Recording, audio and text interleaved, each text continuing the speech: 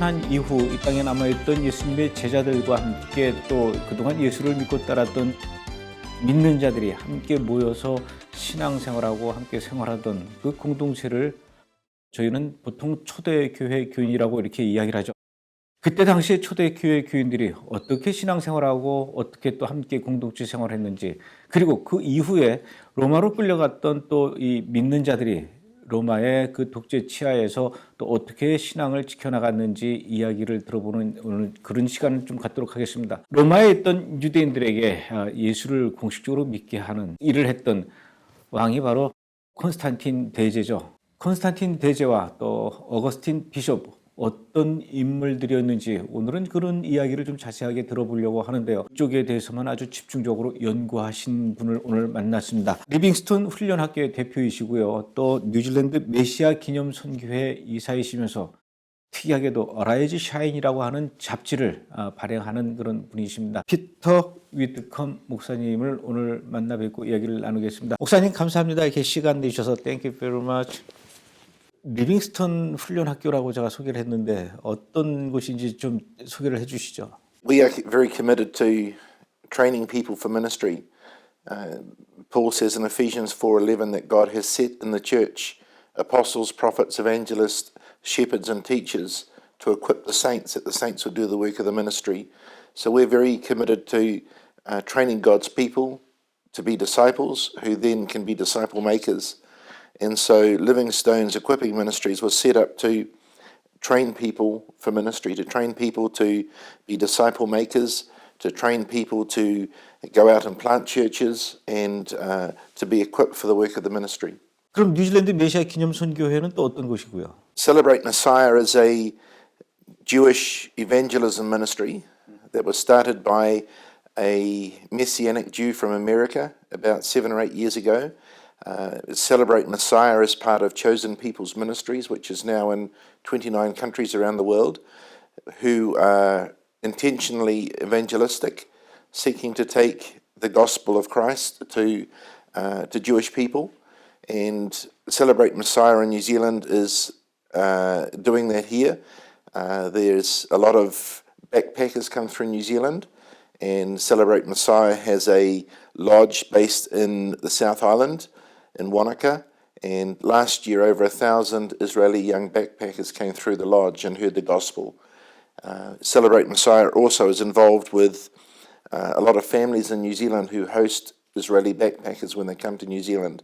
And so we are involved in making sure that they know how to share the gospel with Jewish people, and also in making sure that the churches get to hear about what God is doing with his Jewish people, and trying to deal with replacement theology as well in the churches. So that's the ministry of Celebrate Messiah. 지금 뉴질랜드에도 그러면 유대인들이 많이 살고 있습니까? Very few Jewish people live in New Zealand. We don't have large communities of Jews like they do in Australia, but New Zealand has a lot of Israeli backpackers come through every year. So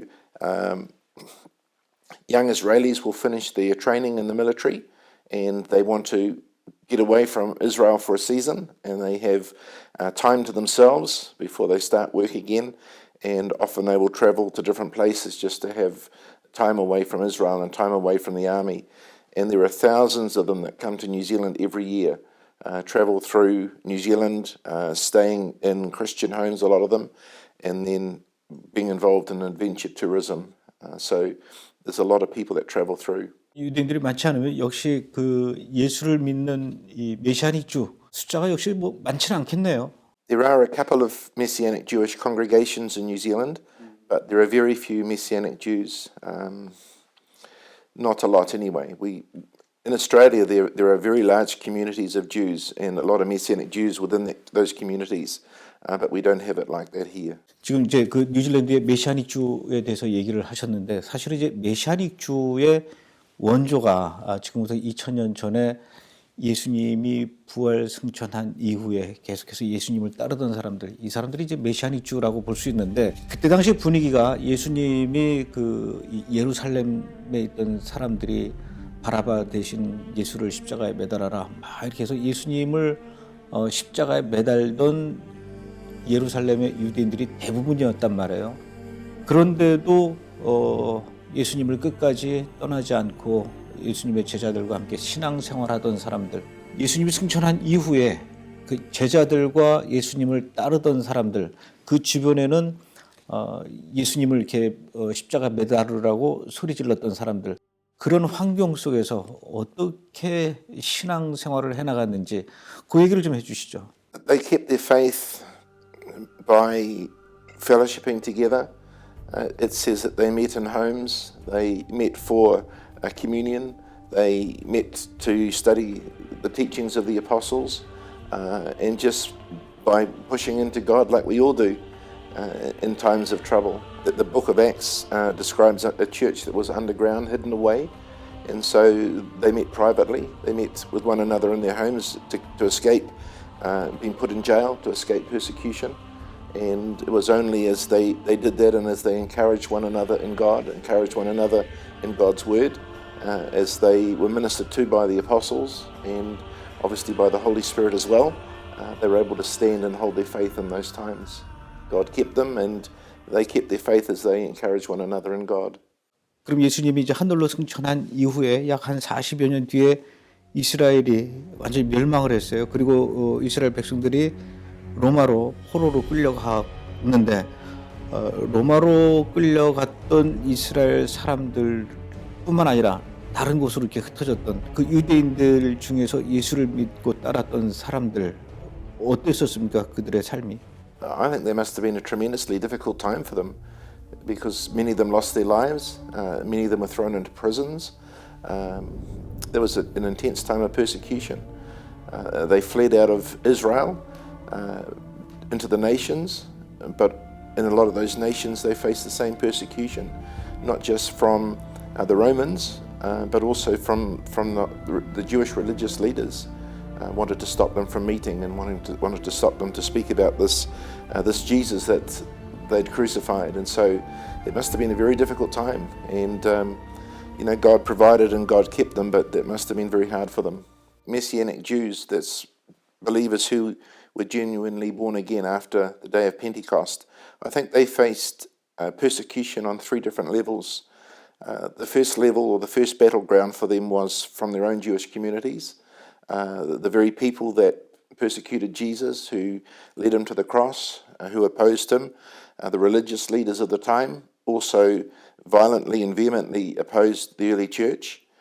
Saul of Tarsus, for example, was one who was very much involved in persecuting the early church, the young Christians, throwing them in prison and so on. So they faced that battle from the Jewish religious leaders wherever they went. Even when they went away from Jerusalem, from Israel, they went into places like Corinth and Thessalonica. The Jewish leaders in those places also rose up against the young church and opposed what God was doing and sought to persecute them, sought to beat them. A lot of Paul's beatings came from his own people, from the Jewish religious leaders. So that was the first battleground. The second battleground they faced was really was just false teaching that came into the church. And I think if the devil can't break something down head on, he'll come from within, he'll try a different tactic.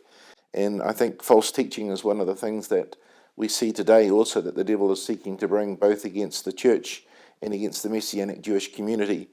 And in the time of the early church, probably the biggest battle that they faced in that area was trying to bring the Jews back again under the law, so that they weren't saved by grace alone, faith alone, and Christ alone.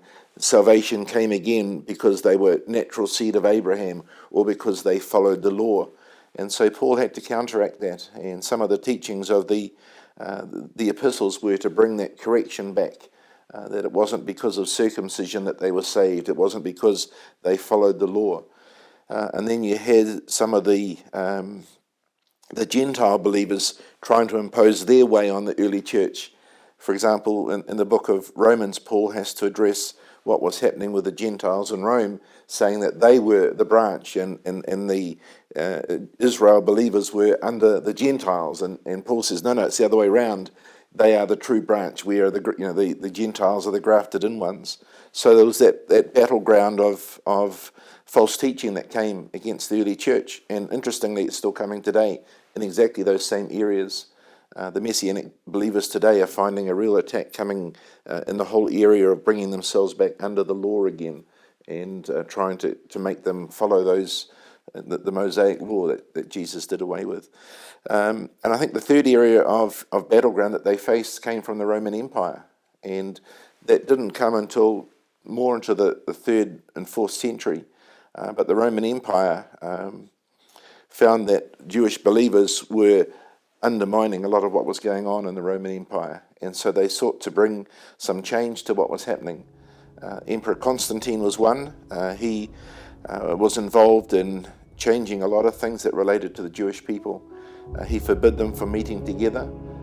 He was the one who changed the day of worship from what was the first day of the week, the last day of the week to the first day of the week, made it a Sunday thing. He brought them back under the Roman sun god rather than the God of the Bible. He forbade the Jewish people from keeping their ceremonies. They still kept the 7 feasts of the Lord right through those 300 or 400 years after Pentecost, and he put an end to that. He was a severe opposition to them. He changed the Hebrew calendar, which was the calendar that God had set up.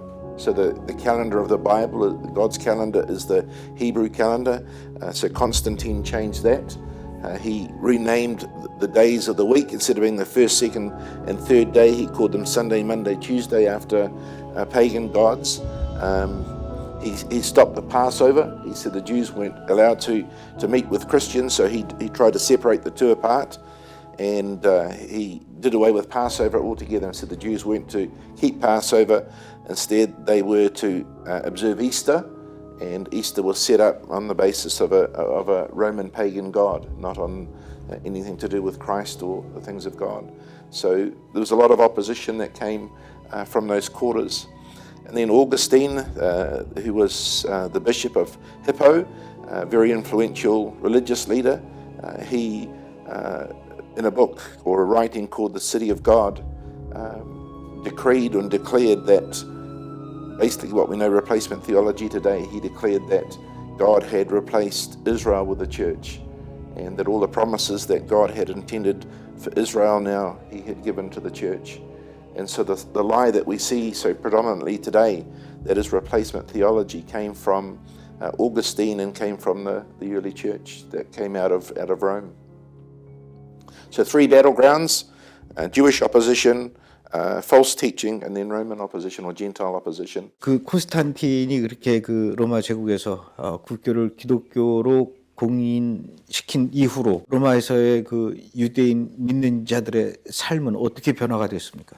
I think during that time there were obviously people within Rome itself that had become genuine Christian believers. There were people within the Roman upper class. And so there was this influence that was beginning to come into the Roman Empire from high places, including the Jewish people, but also from the Gentiles. And so that was a real threat to the Roman Empire.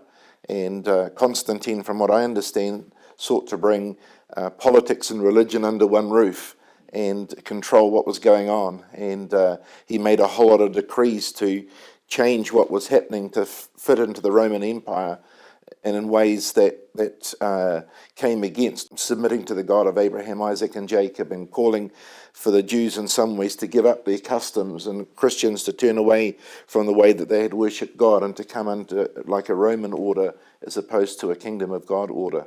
When Constantine changed the face of Christianity and brought it under the Roman umbrella, it did change things, but it compromised things at the same time. I think whenever we face a government that does that, we have a choice to make whether we hold fast to God and His ways or whether we take hold of the compromise. And I think that was a challenge for the early church.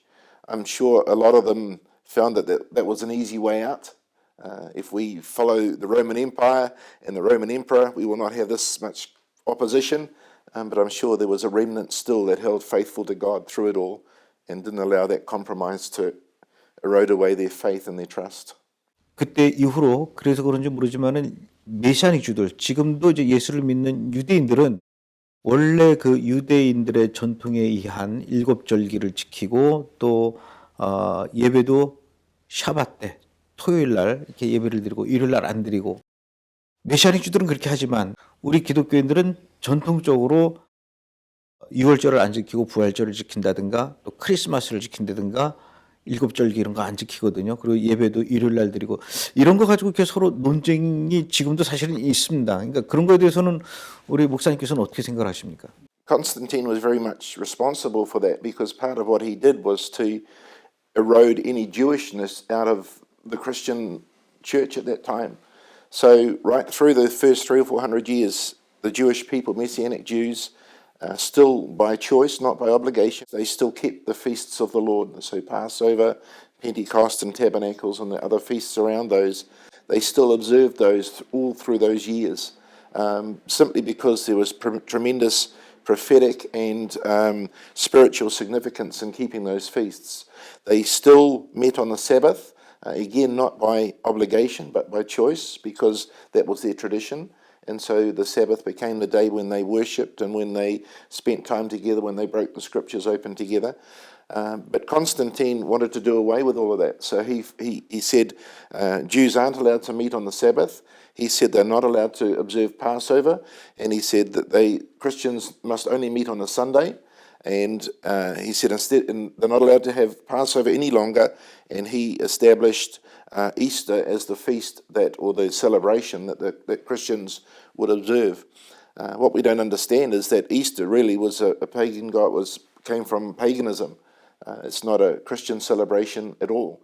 So he replaced the calendar, he replaced the celebrations, he instituted Easter and later Christmas as celebrations that the church has since then carried on to observe. But really they came from paganism, they weren't from God. What is interesting is that the Jewish people all through the centuries have still continued to keep those feasts. Messianic Jews all the way through, right up until today, by choice, not by obligation, still observe those feasts in some way or another. And again, in some level, Jewish believers today still keep the Sabbath, not as an obligation, not because they're keeping the law, but because it's their tradition to do so, and there is tremendous teaching in all of these things. It's sad that the church hasn't understood them. The sad thing is that we miss out on a lot of real understanding of God's purposes when we don't understand the feasts of the Lord. And so I think what is exciting is that God is revealing these things, the Hebraic roots of our faith, to more and more Christian believers, Gentile believers. And it's as we study these things, it's like God's word opens out to us in a greater way. And again, we have the opportunity, not by obligation, but by choice, to keep Passover rather than to keep Easter. And in our church, we celebrate Passover every year, and we don't celebrate Easter. We prefer to keep with the biblical pattern rather than something that came out of paganism. The 7 feasts of the Lord are very important, and yet much of the church has no understanding of them.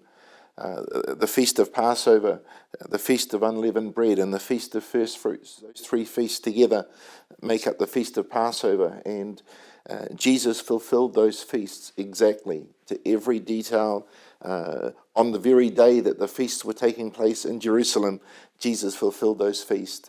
The Feast of Pentecost, on the very day that the Jews were celebrating Pentecost, the Holy Spirit fell on the day of Pentecost. So those first 4 feasts that speak to us of the first coming of Christ have been fulfilled spiritually. What the Jews celebrated in pattern beforehand and in dress rehearsal for 1500 years were fulfilled exactly on those days to the detail in the first coming of Christ. And the 3 feasts that are to come, the Feast of Trumpets, the Day of Atonement, and the Feast of Tabernacles, are all feasts that relate to the second coming of Christ. And the order and the events involved in those feasts give us a very clear picture of end-time events. Now, sadly, much of the church has no understanding of those things. And so if you don't understand God's prophetic timetable, it's hard to understand end times. And if you don't understand the place of Israel in all of that, you have no understanding of end times. End time prophecies require Israel to be a nation again, and they require Israel to be back in the land that God gave them by covenant. And when you understand those things and when you understand the feasts of the Lord being fulfilled in our day, then we realize that we're in the last days and that Jesus is coming soon. And so it's important that God is revealing these things to the church. One of the things that concerns me most is so much of the church is blind to that. And if we don't understand the place of Israel, we don't understand end times, and then you dwell carelessly and then you're asleep. The book of Ruth is very important to Jewish people, and I think that the book of Ruth is very prophetic for the church in these days. I think Ruth is a picture of the end time church that stands with Israel, that says, your God is my God and your people is my people. That's the prophetic of the church that stands for Israel. Orpah, the other sister, or the other relative, her name means turning the back of the neck. And I think that's a picture of the end-time church who turns her back on Israel, turns the back of the neck away from Israel and goes back to worship her own gods. And I think that's a challenge for the church today, that we understand these feasts and we understand the Hebraic roots and we understand why Israel is important to God. And yet, as I said, so much of the church is celebrating pagan feasts and has no understanding of these things. 목사님 교회에서는 그 부활절 대신에 유월절을 지킨다고 이렇게 이야기를 들었는데, 그러면은 목사님께서 생각하시기에는 우리 지금 이 현대 기독교인들이 콘스탄틴에 의해서 이렇게 변질된 기독교의 형태에서 예전에 이 초대교회 교인들의 그 신앙 형태, 그 뿌리를 다시 본질을 회복해 나가야 된다, 이렇게 생각하시는 겁니까? I think there's a number of things that we need to reestablish in the church. One of the things that grabs my heart is that the church has, probably since the time of Constantine, has adopted a Greco-Roman way of interpreting scriptures, and that has given us a false theology in a lot of things. The Hebraic view of scripture or of interpretation is quite different from Greco-Roman, and I think even concerning prophecy, a lot of those things the church has embraced a mindset that has been contrary to the culture of scripture, and I think that we need to re-establish those things. Hebraic interpretation looks at what scripture says in its context, in its simplest form, first of all. So, for example, if God says, I am calling you back to the land that I gave you, in the Hebrew mind, that means that God is calling us back to the land that he gave us. It's a physical land, we're a physical people, and God says what he says and he means what he says, and it's simple. The Greco-Roman way of thinking was, a lot of it came out of mythology and out of thinking in a linear way, so they have a problem trying to understand the simple things. They try and spiritualize it all. So one of the things that replacement theology does today is say, well, God is not speaking about a natural land, he's speaking about a spiritual land. He's not speaking about a physical people, he's speaking about a spiritual people. And so we have this understanding of Scripture that's come over many centuries that has given us a wrong understanding of the things of God concerning Israel. In the Hebraic mindset, history is cyclical, and that's why one of the reasons why Constantine changed the calendar, made it a lineal calendar, day following day, rather than a cyclical thing. In the Hebrew mindset, prophecy is not one event in a timeline that starts and finishes. Prophecy has several layers to it. For example, Abraham was given the promise of a son that was fulfilled in Isaac, but it was also fulfilled in Christ, and it's also fulfilled in believers who are of the seed of Abraham. So it has several levels or layers to it. And yet the Greco-Roman way of thinking is very lineal. It doesn't allow for something to happen more than once. So when you talk about Israel coming back into the land, those who believe in replacement theology says Israel came back in the land after the dispersion when God brought them out of Babylon. But prophecy has several layers, and God fulfilled it there, but there's a greater fulfillment to come.